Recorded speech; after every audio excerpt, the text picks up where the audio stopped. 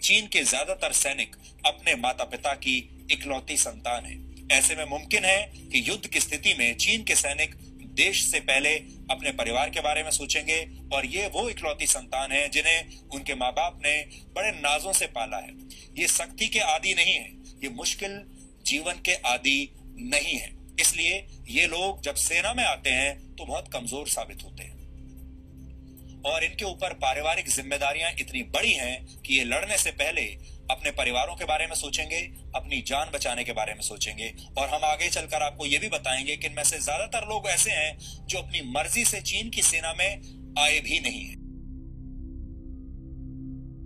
तो आज की सबसे बड़ी और सबसे दुखद खबर यह है कि गलवान घाटी में भारत और चीन के सैनिकों के बीच जो हिंसक झड़प हुई है, जिसके बारे में आज आप सुबह से सुन रहे हैं, पढ़ रहे हैं, लेकिन कहीं से भी कोई जानकारी सही मिल नहीं पा रही है, उसके बारे में हमें सूत्रों से कुछ जानकारी मिली है, और जानकारी देश के लिए अच्छी नहीं है, शुभ नहीं है।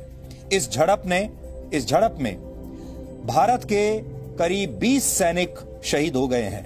करीब 20 सैनिक हमने खो दिए हैं। भारत के जो सैनिक शहीद हुए हैं उनमें एक कर्नल रैंक के अधिकारी हैं और बाकी के जवान शामिल हैं। भारतीय सेना की तरफ से जो संख्या है वो लगभग 20 लोगों की है जो हमने खो दिए इस झड़प में, और चीन की सेना का एग्जैक्टली कितना नुकसान हुआ है यह पता लगाने का अभी तक हमारे पास कोई जरिया वैसे है नहीं है।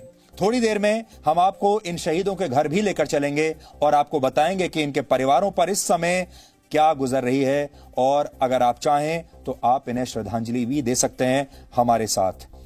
लेकिन जो हम आपको बता रहे हैं उसके मुताबिक ये अभूतपूर्व स्थिति है इस समय, और आप इसकी गंभीरता को समझिए।